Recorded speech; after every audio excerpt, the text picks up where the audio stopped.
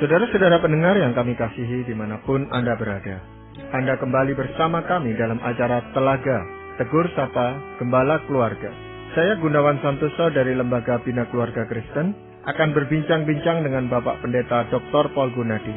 Beliau adalah seorang pakar dalam bidang konseling serta dosen di Seminari Alkitab Asia Tenggara, Malang. Perbincangan kami kali ini tentang menjadi orang benar. Kami percaya acara ini pasti bermanfaat bagi kita sekalian dan dari studio kami mengucapkan selamat mengikuti. Menjadi orang benar memang idaman dari banyak orang, Pak Paul. Tetapi pertanyaannya adalah, bisakah seseorang ini yang berdosa ini menjadi orang benar itu, Pak Paul? Sudah tentu bisa ya Pak Gunawan ya. Itu sebabnya ya Tuhan tatkala menyelamatkan kita, Dia itu membenarkan kita. Sehingga tadinya kita itu di luar kehendaknya, di luar keluarganya, di luar kasih sayangnya, sekarang menjadi bagian dari keluarganya dan kasih sayangnya. Nah, setelah kita dibenarkan secara status, kita menjadi anak-anak Tuhan, memang Tuhan mengharapkan kita bertumbuh, makin hari makin serupa dengan Dia. Nah, ini yang dimaksud dengan menjadi orang benar. Itu orang yang makin hari makin serupa dengan Dia. Namun, ya tadi Pak Gunawan sudah memunculkan sebuah fakta ya, yaitu tidak mudah menjadi orang benar. Kenapa tidak mudah? Sebab kecenderungan kita adalah menjadi orang yang membenarkan diri. Iya. Atau mengharapkan orang lain itu membenarkan kita itu atas tindakan-tindakan kita gitu Pak Paul ya. Betul sekali. Ya, kita jadinya ya seolah-olah itu nggak mau tahu, pokoknya ya kita ini harus selalu benar. Nah, makanya waktu orang misalkan berkata-kata kepada kita, jalan kita misalkan kurang lurus atau apa, ya kita tidak terima, kita membenarkan diri. Ya, jadi orang benar ini adalah status kita di hadapan Tuhan. Ya Bapak, yang Tuhan berikan kepada kita dibenarkan oleh Tuhan, dan kita akan bertumbuh menjadi orang benar. Dan ini pasti merupakan suatu proses yang panjang itu Bapak. Betul sekali Pak Gunawan, ini sebuah proses. Memang tidak selesai dalam satu malam dan kita terus-menerus memang harus menjalaninya. Nah, untuk bisa sampai ke sana Pak Gunawan, kita ini mesti mengerti dulu ya kodrat manusiawi kita yang berdosa. Karena kodrat manusiawi kita yang berdosa lah yang menghalangi kita bertumbuh menjadi orang benar. Ada sekurang-kurangnya 3 yang bisa saya pikirkan Pak Gunawan. Yang pertama adalah kita ini pada dasarnya adalah manusia yang tidak ingin disalahkan, ya. Nah, daripada disalahkan, kita beralih menyalahkan lingkungan atau orang lain.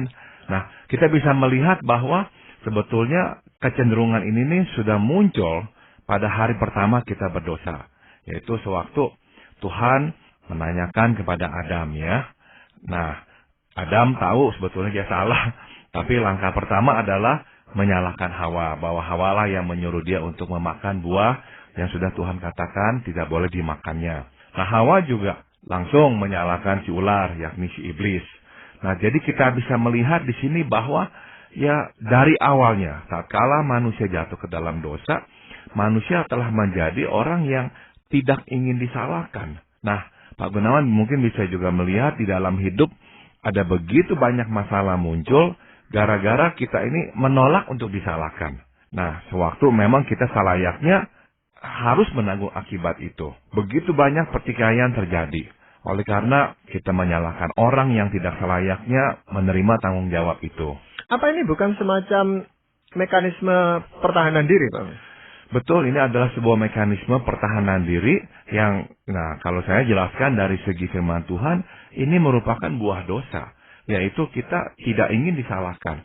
Sebab ya dari segi psikologis pun kita ini nih sebetulnya nih mendorong orang untuk berani ya melihat diri dan berani untuk mengoreksi kalau ada yang perlu dikoreksi pada diri sendiri.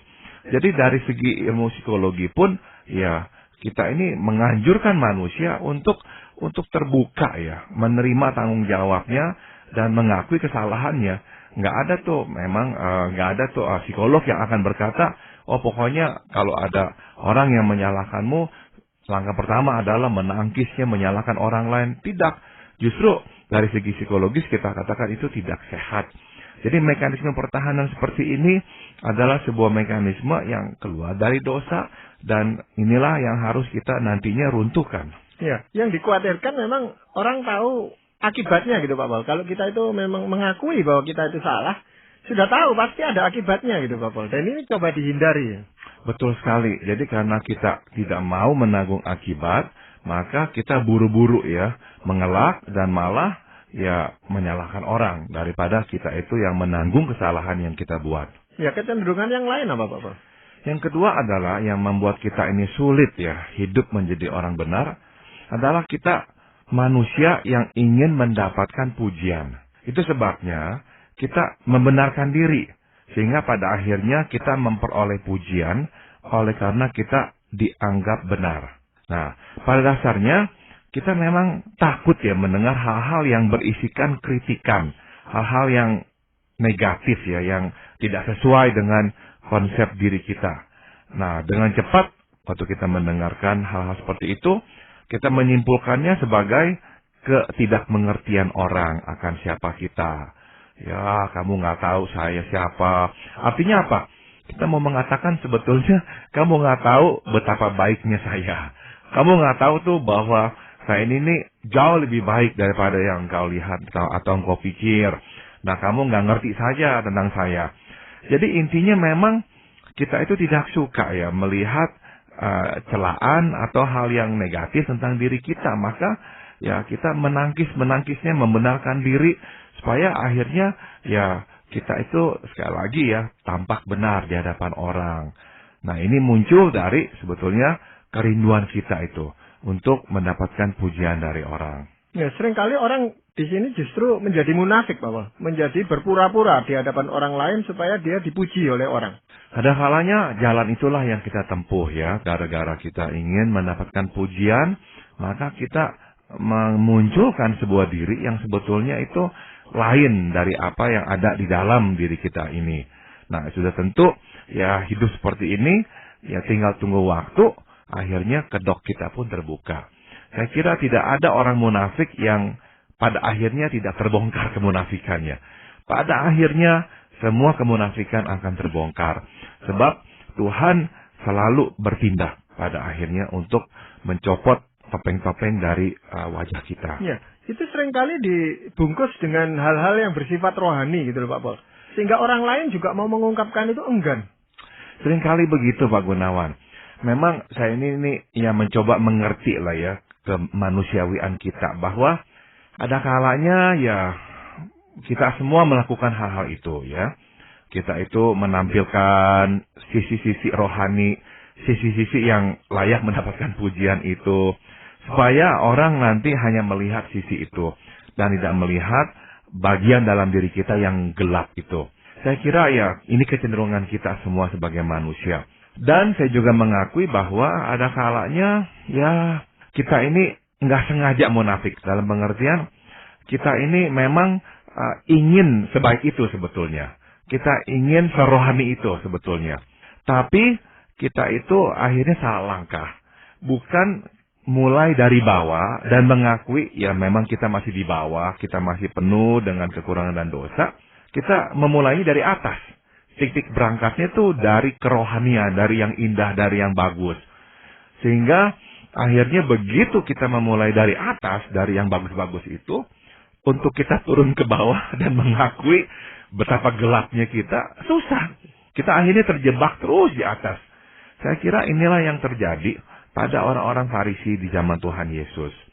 Pada dasarnya ya, mereka orang yang religius, mereka ingin hidup sesuai dengan perintah Tuhan, dan mereka adalah pemimpin-pemimpin rohani, jadi ingin dilihat sebagai orang-orang yang hidupnya bersih dan layak dipuji. Tapi karena mereka berangkat dari titik rohani itu, titik bagusnya itu tuh, akhirnya mereka susah turun. Nggak pernah turun-turun akhirnya. Nah, kita tahu apa yang terjadi. Tuhan Yesuslah yang menurunkan mereka. Ya, itu seringkali juga terjadi karena kita punya kekuasaan atau punya kekayaan, Pak Paul. Dan orang-orang di sekeliling kita itu membenarkan segala sesuatu yang kita lakukan. Ya, seringkali karena kita ini berkedudukan tinggi, ya baik itu karena kekayaan kita, karena status-status tertentu, ataupun juga karena ya jabatan-jabatan rohani kita, maka akhirnya orang lain pun ya sungkan ya menyodorkan fakta tentang siapa kita, malah ya membenarkan tindakan-tindakan kita, membela kita secara membabi buta, yang sebetulnya ya berdampak buruk. Kita bukannya makin melek mata melihat siapa kita, makin buta. Ya, tetapi karena kita tuh berulang kali dibenarkan tindakan kita itu sekalipun salah, yang ada pada pikiran kita adalah tindakan saya ini betul, saudara. Betul sekali. Jadi Pak Gunawan tadi memunculkan satu hal yang penting, yaitu ya lingkungan pun kadang-kadang ya berandil ya di dalam permasalahan kita ini yang ingin membenarkan diri. Yakni lingkungan akhirnya membenarkan kita sehingga makin hari makin jauhlah kita dari fakta yang sebenarnya. Ya, mungkin ada yang lain, yang kecenderungan yang lain yang Pak Paul ingin sampaikan. Yang ketiga adalah ya, kenapa kok kita ini menjadi orang yang susah sekali untuk hidup benar ya, adalah kita manusia yang sesungguhnya tidak mudah percaya pada niat baik orang. Itu sebabnya apapun yang dikatakan orang, bila tidak berkenan di hati, dengan segera kita simpulkan sebagai, oh niat buruk nih, memang kamu ini ingin menyerang saya dan sebagainya. Kita tidak percaya bahwa sesuatu yang tidak menyenangkan di telinga dapat keluar dari niat baik dan untuk kebaikan kita. Nah, itu sebabnya kita terus membenarkan diri dan menolak komentar orang yang tidak berkenan di hati. Ya, seringkali memang itu disampaikan dengan cara yang kurang menyenangkan kita gitu Pak Paul. Jadi niat baiknya itu tenggelam oleh karena cara penyampaian yang tidak berkenan di hati kita Pak Paul. Betul, jadi ada kalanya waktu orang menyampaikan sesuatu kepada kita yang memang negatif, ya bungkusannya adalah emosi, marah, tidak senang dan sebagainya. Akhirnya yang kita tangkap adalah bungkusannya, emosi, marah dan tidak senangnya itu. Dan kita luput melihat isi bungkusan tersebut yang sebetulnya baik. Nah, kita pun saya kira ya setiap kali berbuat hal yang sama kepada orang lain. Kita membungkus masukan kita yang penting itu dengan bungkusan-bungkusan yang penuh dengan emosi marah, tidak senang. Sehingga orang lain pun juga nggak bisa mendengar apa yang ingin kita sampaikan. Nah, jadi kita ini nih mesti mulai ya Pak Gunawan membangun kepercayaan pada niat baik orang. Sebagian orang memang tidak punya niat baik, itu betul. Tapi sebetulnya cukup banyak orang yang mempunyai niat baik. Mereka memberitahukan kita, mungkin saja tidak sepenuhnya tepat, mungkin saja karena mereka kan nggak bisa melihat keseluruhan dari hidup kita. Tapi cukup banyak orang yang memberitahukan kita hal yang tidak berkenan itu dengan niat baik untuk kebaikan kita. Nah, cuman memang sekali lagi kita bukanlah orang yang terbiasa untuk percaya pada niat baik orang. Jadi kalau perkataannya enak didengar, kita berkata, oh orang ini baik, berniat baik kepada kita. Tapi begitu perkataannya kurang berkenan, kita langsung menyimpulkan, ya kamu memang ya udah niat buruk, ingin menjelekkan saya, ingin menyerang saya. Tapi sesungguhnya bukankah ya, kalau orang sampai memberanikan diri, memberitahukan kita tentang diri kita yang tidak positif, bukankah itu sebuah upaya yang keras, yang berat ya, nggak mudah. Orang itu biasanya tuh nggak mau gampang-gampang ngomong hal yang negatif tentang orang lain secara langsung. Jadi kalau sampai orang mengupayakan hal itu, seyogianya lah kita itu mengakui bahwa besar kemungkinan niatnya baik.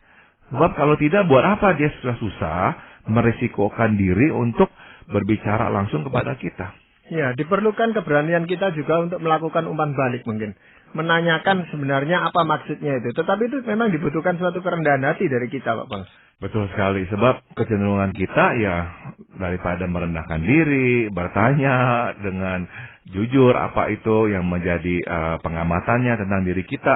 Nah, reaksi pertama kita memang menangkis dah, membenarkan diri.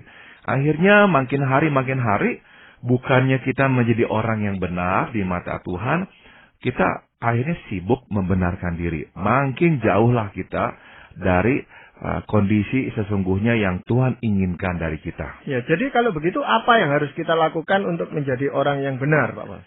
Mazmur 92 ayat 13 dan 16 mengajarkan kita bagaimanakah kita dapat menjadi orang yang benar.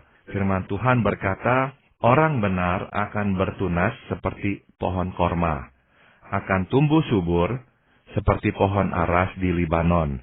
Mereka yang ditanam di bait Tuhan akan bertunas di pelataran Allah kita. Pada masa tua pun mereka masih berbuah, menjadi gemuk dan segar, untuk memberitakan bahwa Tuhan itu benar, bahwa Ia gunung batuku dan tidak ada kecurangan padanya.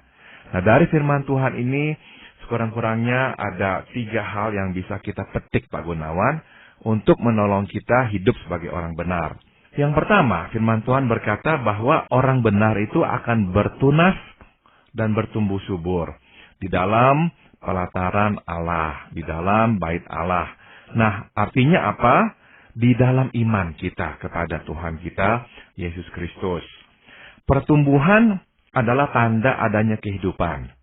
Jika kita hidup di dalam Tuhan, maka kita akan bertumbuh pula. Pertumbuhan rohani diukur lewat pertumbuhan iman. Orang yang tidak bertumbuh biasanya hidup dalam kecemasan ya, karena tidak ada iman. Jadi mengkhawatirkan segalanya. Nah, kadang kita hidup seakan-akan tidak ada Tuhan ini, Pak Gunawan. Kita mengupayakan segalanya, seakan-akan semua bergantung pada kita. Pada faktanya, Tuhan menentukan segalanya. Nah, tugas kita adalah beriman kepadanya dan percaya pada kasih setianya. Nah, misalkan kita lihat ya pada contoh orang Israel. Berulang kali orang Israel melihat Tuhan menyelamatkan dan memelihara mereka. Namun setiap kali masalah datang, mereka kembali mengeluh. Nah, inti masalah bukanlah terletak pada keluhan, bukan. Melainkan pada ketidakpercayaan mereka. Berkali-kali ya mereka melihat Tuhan bertindak, tapi terus tidak percaya bahwa Tuhan sanggup dan akan menyelamatkan dan memelihara mereka. Nah, inilah tanda iman yang tidak bertumbuh. Pada akhirnya iman yang tidak bertumbuh akan mati.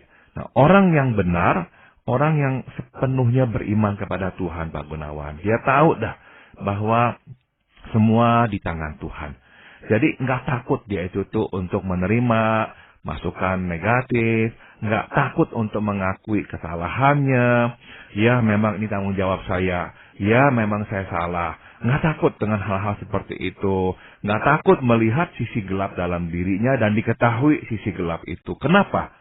Dia sepenuhnya bertumpu ya pada Tuhan. Tuhan yang mengatur semuanya. Jadi pertumbuhan iman ini kan juga merupakan suatu proses, Pak Boleh. Apakah orang yang bersangkutan tahu bahwa dia sedang bertumbuh gitu? Seharusnya perlahan-lahan dia bisa melihat bahwa imannya bertumbuh, Pak Gunawan. Sebab Tuhan itu tuh nggak pernah berhenti untuk membentuk kita. Dia akan menghadirkan situasi demi situasi di mana untuk sejenak kita merasa kehilangan arah, kehilangan kendali atas hidup ini. Kita tidak tahu apa yang harus kita lakukan. Nah, dalam kondisi seperti itu, kita dipaksa Tuhan untuk datang kepadanya, bersandar kepadanya. Jadi, di dalam kegelapan, ketidakmelihatan, nah, di saat itulah kita bersandar kepadanya, percaya bahwa Tuhan akan bisa menolong dan memelihara kita. Sewaktu itu terjadi, nah, kita pun berkata, nggak salah kita percaya Tuhan. Nggak salah saya beriman kepadanya. Sebab tangannya selalu cukup panjang untuk menolong kita. Dan misalkan dalam contoh, dalam kaitan dengan yang kita bicarakan ini, waktu dia misalkan mengaku salah. Dia nggak membenarkan diri, dia mengaku salah. Nah, dia melihat kok Tuhan bekerja. Tuhan menolong. Tuhan membukakan jalan dan sebagainya. Nah, lewat peristiwa-peristiwa itu, imannya makin ditumbuhkan bahwa nggak apa-apa. Dan bisa kita ini percaya pada Tuhan. Iya, salah satu indikasinya memang orang itu selalu berada di bait Allah atau di pelataran Allah seperti yang Bu Mazmur tadi katakan, Bapak. Betul, jadi orang yang memang mendahulukan Tuhan, yang benar-benar memikirkan, merenungkan firman Tuhan, dan hidup berdasarkan kehendak Tuhan. Hal yang kedua apa, Pak Paul, tentang orang yang benar? Firman Tuhan juga menekankan bahwa orang benar adalah orang yang mengalami sendiri kebenaran perkataan Tuhan. Ya, jadi apa yang Tuhan janjikan pasti ditepatinya. Sebab Tuhan tidak pernah dan tidak akan berbohong. Itu sebabnya orang benar hidup sepenuhnya atas dasar kuasa pemeliharaan Tuhan. Ia tidak ragu atau takut. Ia yakin bahwa Tuhan mengatur segalanya dengan sempurna. Ia tidak khawatir disalahkan sebab tanggung jawabnya adalah kepada Tuhan sendiri. Ia tidak takut penghakiman manusia sebab terpenting baginya hidup sesuai kehendak Tuhan. Jadi orang benar hidup atas dasar setiap perkataan Tuhan. Itu sebabnya ia tidak mencemaskan penilaian orang terhadapnya dan tidak merasakan perlu membenarkan diri. Orang ini benar-benar mantap Pak Gunawan, kokoh. Sebab benar-benar apa yang diketahuinya itu bukan saja diketahui secara kepala ya, pengetahuan, tapi diketahui secara pengalaman hidup. Tuhan itu setia dan bukan saja dia tahu secara pengetahuan, tapi dia mengalami. Tuhan setia. Kok bisa ya Tuhan pelihara? Kok bisa ya Tuhan cukupi? Kok bisa ya Tuhan tolong? Kok bisa ya Tuhan lepaskan saya dari jerat-jerat dan masalah ini? Nah, pengalaman-pengalaman langsung itu membuat kita itu tambah hari tambah yakin akan kebenaran firman-Nya. Bahwa dia betul. Maka orang seperti ini nggak lagi perlu menemukan alasan untuk membenarkan diri. Dia perlu hidup apa adanya dan nanti Tuhan akan tolong dan Tuhan nanti akan lepaskan. Jadi sekali lagi nggak lagi takut dan khawatir. Ya, ini terkait dengan yang tadi yang pertama Bapak tentang imannya yang bertumbuh. Bahwa iman bertumbuh itu kan dasarnya dia membaca, mendengar, menghayati firman Tuhan itu sendiri Bapak. Nah, itu langkah awal yang mutlak harus kita jalani ya. Bagaimanakah kita bisa mengetahui janji Tuhan kalau kita tidak membaca firman-Nya. Jadi itu langkah pertama. Namun langkah kedua adalah sewaktu Tuhan menempatkan kita di posisi di mana kita tidak bisa ya menguasai hidup ini. Kita harus bersandar kepadanya. Kita harus melangkah dengan iman. Dan disitulah kita baru akan melihat kebenaran perkataannya. Pemenuhan janjinya.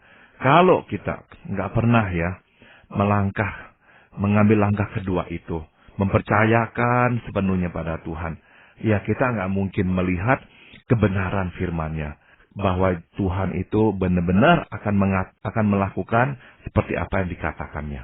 Ya, memang seringkali orang berkata percaya kepada Tuhan itu suatu langkah awal dan mudah, tetapi mempercayakan diri kepada Tuhan ini menjadi masalah yang lain, Bapak. Betul sekali. Jadi orang yang nggak bisa mempercayakan dirinya pada Tuhan, Pak Gunawan, akhirnya nggak pernah bertumbuh ya menjadi orang yang benar sebagaimana yang Tuhan kehendaki. Ya, yang ketiga apa Pak Paul tentang orang benar ini? Firman Tuhan mengatakan orang benar bertahan dalam kebenaran sampai tua. Sebab ia terus menyaksikan pimpinan Tuhan atasnya. Tatkala ia hidup dalam kebenaran. Ia tidak cemas kehilangan apa yang diharapkannya karena ia tahu Tuhan sudah menetapkan porsi yang tepat untuknya. Itu sebabnya ia tidak terdorong untuk hidup dalam kecurangan. Ia tahu bahwa dalam kebenaranlah ia akan mendapatkan berkat Tuhan. Ia terus bertahan sampai tua. Sebab ia tidak pernah kecewa pada Tuhan. Saya ingat percakapan saya atau pertanyaan saya kepada pendeta Philip Teng. Dia adalah seorang hamba Tuhan yang sudah sangat tua, berasal dari Hong Kong. Nah, dia melayani Tuhan dengan setia. Nah, waktu beliau datang ke Jakarta, saya pernah bertanya, apakah Bapak Philip Teng pernah mengalami kekecewaan hidup dengan Tuhan dan melayaninya selama ini? Beliau berkata, tidak pernah. Sebab bagi dia, melayani Tuhan dan hidup dalam Tuhan merupakan sebuah kehormatan. Bagaimanakah sebuah kehormatan yang begitu besar dapat mengecewakannya? Nggak bisa, dia bilang. Nah, orang kenapa kok bisa sampai tua bertahan? Menjadi orang benar, makin hari makin benar, makin hari makin bertumbuh. Karena apa? Dia menyaksikan, mengalami terus pemeliharaan Tuhan yang begitu setia. Maka dia terus bertahan sampai tua. Tapi orang yang tidak mengalaminya, nggak sampai tua pun udah jatuh lagi. Ya itulah sebabnya ada beberapa orang yang memang mempertaruhkan nyawanya demi kebenaran ini sendiri, Pak Paul. Betul sekali, makanya ya ada orang yang rela ya, kehilangan segalanya, bahkan kehilangan hidupnya demi ya Tuhan, demi Kristus Juru Selamat kita yang telah setia memelihara hidup kita dan telah begitu berkorban untuk dosa kita. Ya, jadi sebenarnya mempertahankan kebenaran di dalam diri seseorang ini adalah suatu upaya yang mendapat dukungan penuh dari Tuhan, bukan dengan kekuatannya sendiri gitu, Pak Paul. Betul. Pokoknya selama kita mempertahankan kebenaran Tuhan ya, kita akan terus dipelihara Tuhan. Janganlah sampai kita mempertahankan kebenaran sendiri, alias membenarkan diri. Nah, itu yang Tuhan tidak kehendaki. Nah, kesimpulannya apa, Pak Paul, dari kehidupan orang yang benar ini? Dapat kita simpulkan bahwa hidup orang yang benar akan menghasilkan buah yang lebat dan segar. Sebaliknya, hidup orang yang membenarkan diri dan berjalan dalam kecurangan, akhirnya hanyalah menghasilkan buah yang pahit. Nah, ini buah manis, buah pahit ini seperti apa? Contoh konkretnya, Pak Paul. Nomor satu ya, yang pasti dirasakan oleh orang di sekitar kita adalah kepahitan-kepahitan, kekecewaan. Tapi bagi orang yang hidupnya benar, orang di sekitarnya itu tuh selalu akan mencicipi manisnya hidup dengan dia, manisnya berbicara dengan dia, manisnya mendengarkan kata-katanya. Itu semua adalah buah-buah yang dicicipi. Nah, kita mesti ingat satu hal, Pak Gunawan. Kita ini pohon yang berbuah. Kita sendiri sebetulnya tidak memakan buah itu. Buah itu dimakan oleh orang lain. Jadi, manis atau tidaknya memang nantinya itu ditentukan oleh orang di sekitar kita. Kalau hidup kita membuahkan buah yang manis, orang di sekitar kita menerima berkat manisnya. Tapi kalau hidup kita memang menghasilkan buah yang pahit, orang di sekitar kita akan terus memakan buah-buah pahit dalam hidupnya gara-gara kita itu. Dan orang di sekitar kita itu justru anggota keluarga kita, Pak Paul ya? Seringkali demikian, betul. Ya, terima kasih sekali Pak Paul untuk perbincangan ini. Dan para pendengar sekalian, kami mengucapkan banyak terima kasih. Anda telah mengikuti perbincangan kami dengan Bapak Pendeta Dr. Paul Gunadi dalam acara Telaga, Tegur Sapa Gembala Keluarga. Kami baru saja berbincang-bincang tentang menjadi orang benar. Bagi Anda yang berminat untuk mengetahui lebih lanjut mengenai acara ini, silakan menghubungi kami lewat surat. Alamatkan surat Anda ke Lembaga Bina Keluarga Kristen atau LBKK, Jalan Cimanuk 58, Malang. Anda juga dapat menggunakan email dengan alamat telaga@indo.net.id. Kami juga mengundang Anda mengunjungi situs kami di www.telaga.org. Saran-saran, pertanyaan, serta tanggapan Anda sangat kami nantikan. Akhirnya dari studio kami mengucapkan terima kasih atas perhatian Anda, dan sampai jumpa pada acara Telaga yang akan datang.